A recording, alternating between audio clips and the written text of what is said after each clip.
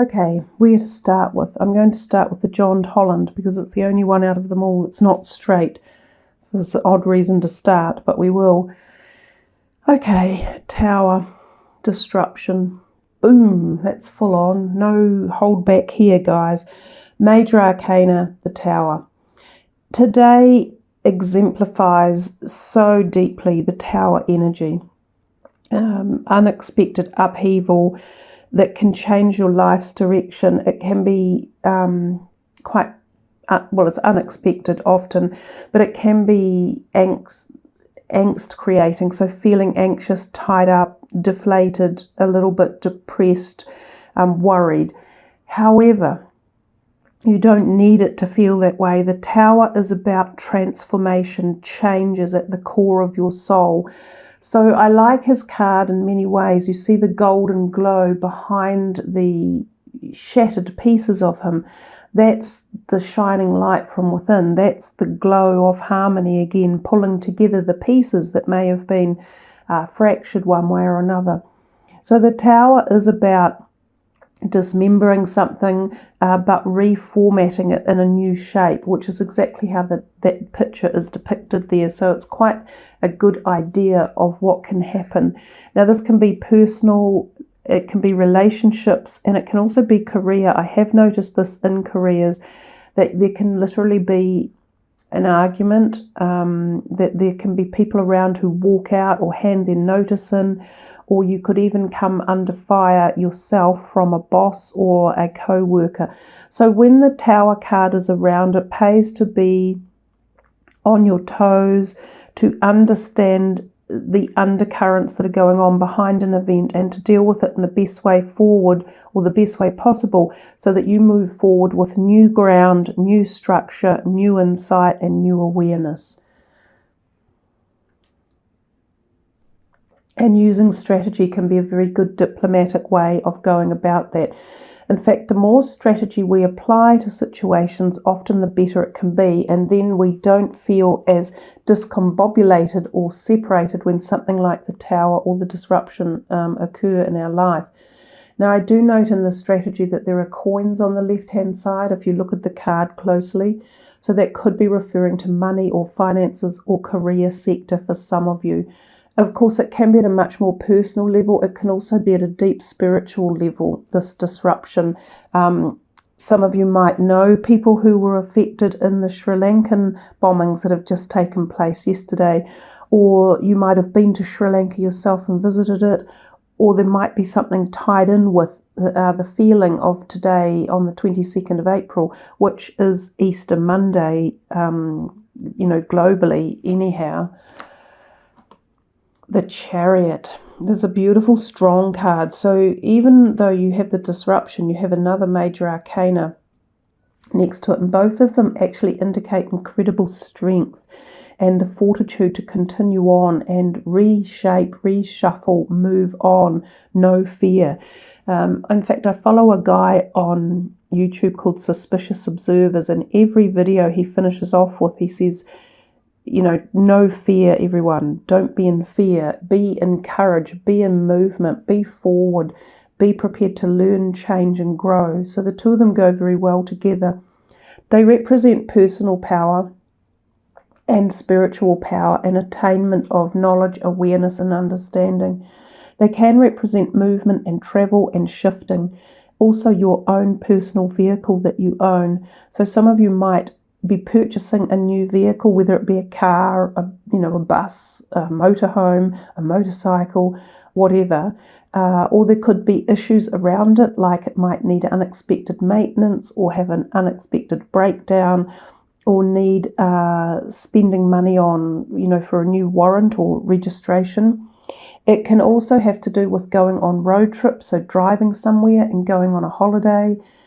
Shifting house most definitely are possibilities when this one, the Chariot, turns up. Sometimes we shift house because something has happened that pushes us to move out of where we've currently been living due to an argument or a strategy that's changed direction or needs implementing, or shifting about. So the Chariot can also represent very deep spiritual balance and awareness and strength as well. I note there's moons in here, so the moons could be playing a role in it. Of course, we've just been in a pink full moon at the moment on this Easter weekend, so that could also be playing a role somehow. Let's go to the soul's journey for you. Relationships. I am attracted to those people who serve my higher good. These cards have these mandalas on them. Mandalas, and if you just look at them enough, they actually help to activate the very topic that they are talking about. So if you sort of really gaze into that, this could give you some insight into relationships in your life. It's very interesting that it's saying, I'm attracted to those people who serve my higher good. So if there have been people around who have caused disruption or disharmony, or you've been in relationships that no longer serve you or needed to be rearranged or moved on, now is a really good time to strategize and do that with your own personal inner Leo strength and power. I'll read you the message from the book for relationships as well. Just bear with me while I find it.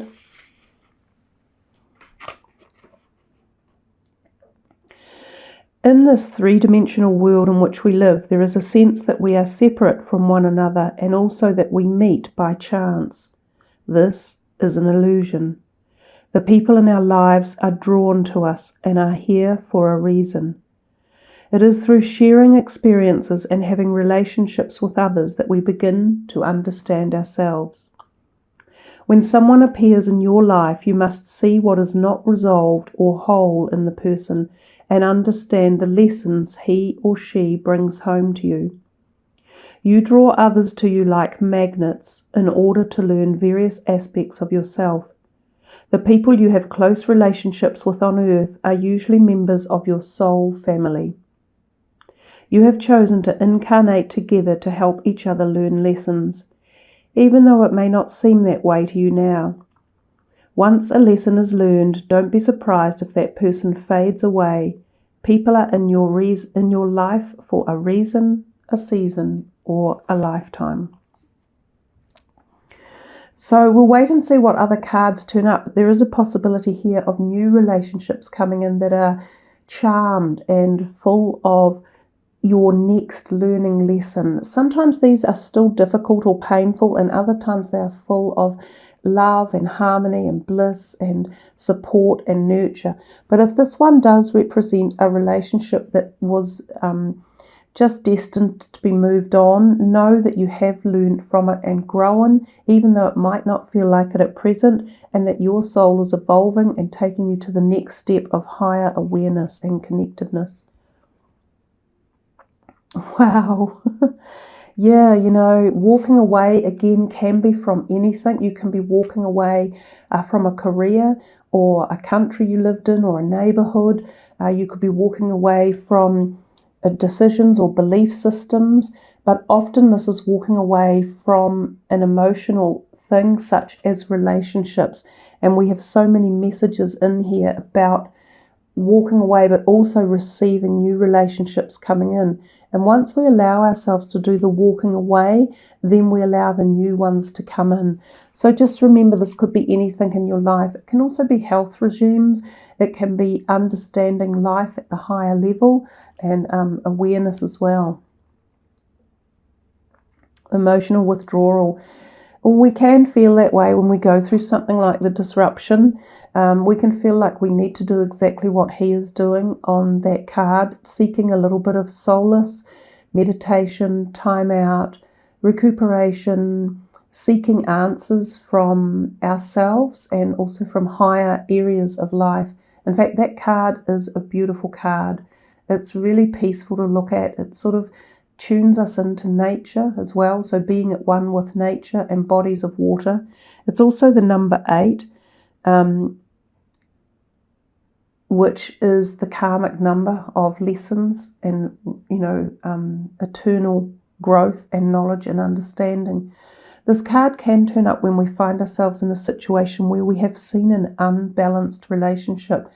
Oftentimes when we've given too much or we've felt that the other half of a relationship. Now, this can be still career, it can still be about businesses or cooperations or groups of people, but often it can be about close partnerships as well, or siblings, or a very close friend. But often when we see that unbalance and we start to realize that it's not actually serving a positive way forward or a positive energy towards ourselves, that comes about. So they kind of are speaking logically to each other at the moment. This is a really lovely card. This is again about the endings of cycles and beginning something new. The World card can also represent literal travel, so going somewhere. So you've had 2 cards turn up about travel. I have a feeling some of you Leos in the month of May could be traveling. This can represent overseas travel, somewhere foreign to a different country, often with people who speak a different language than yourself. Sometimes this could mean going to live somewhere different to a new country, sometimes to uplift a job or a brand new passage of life, like you've obtained some right of life when the World card appears in a reading. She has like these scrolls in her hand, which to me are like certificates of knowledge or completion or certification. So sometimes this card can turn up when you've been through something like a university degree and you've just finished and you're moving into the next phase of your life. It can happen at a change of point in your life when you're swapping careers out, when you are leaving home for the first time, going on a big overseas trip that will turn into a life-changing event, or moving country through immigration or by choice or by job as well. This can also represent new lovers coming into your life.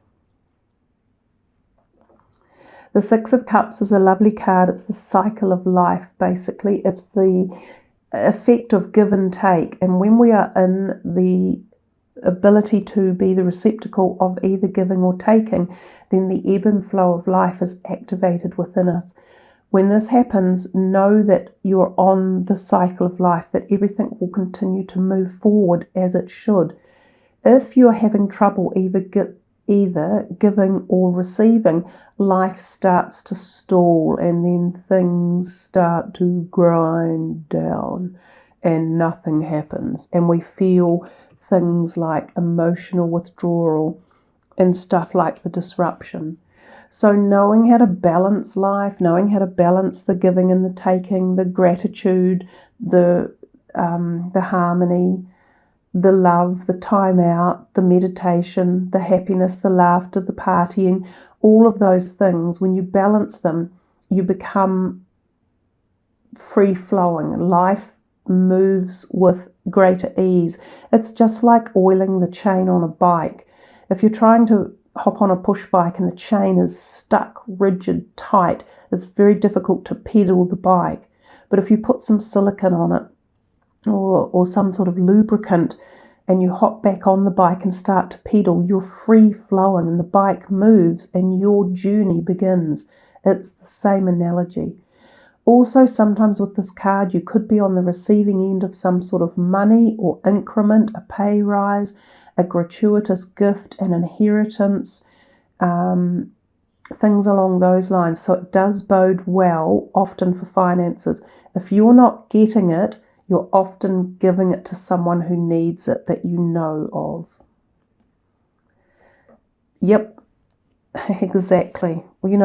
Beautiful synchronistic messages. Angel of balance. We've just talked about it. This whole card, as I said, represents the balance of the life flow, the yin-yang, the energy of your whole being. How do you want your cycle, pardon the pun, of life to flow?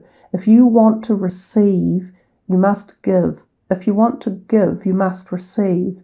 If you want ease in your life and you want a forward journey and you want to know your next destination and you want to evolve, these are the things that you need to do. The Angel of Balance is another beautiful message of what I've just talked to you about. Nice, blossoming abundance. This card came out for someone recently, and I think we counted 8 or 9 coins in this card. So this can reference again this money that is possibly coming to some of you. There feels as though there could be some buoyancy around your money, especially if you're in some sort of balance or you balance things up to allow free flow. And it's not just money. We can see the whole picture on that card is just, it's so pretty. It bodes beautiful blossoming plants, happy nature. So it's a feeling of bliss and euphoria and harmony. So blossoming abundance at many, many levels in your life, including possibly health, relationships, love, spirituality. It is a beautiful card.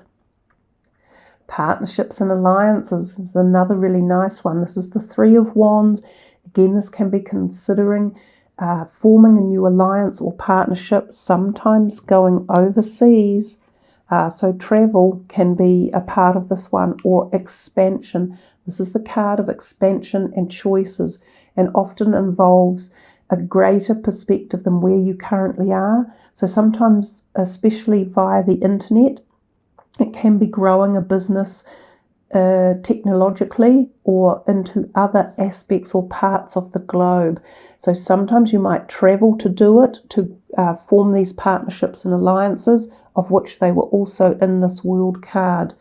Other times you might go out by yourself to merge with someone to create these possibilities. This is very, very good bunch of cards for, technically, for career advancement, growth, partnerships, liaisons, communication, all sorts of stuff here. So your money business that's coming in might well be tied up with a career opportunity. But I also still feel as though there could be family money tied into this somewhere along the line as well.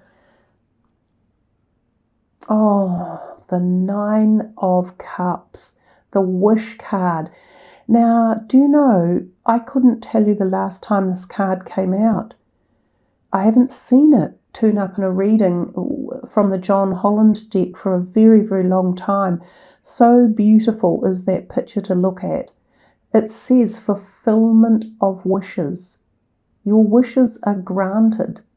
This is an opportunity. This is a wee bit like the Magician card. It's as if the universe is saying to you, timing is ripe to do something here, guys, to act on this blossoming abundance, to understand the journey of life and to show your strength, and to know that when disruption comes, it takes you back into these opportunities of growth and learning and the ability to walk away from what is not serving you, to balance life out in harmony, and to explore the world, because the world is your oyster when you get something like the Wish card coming in.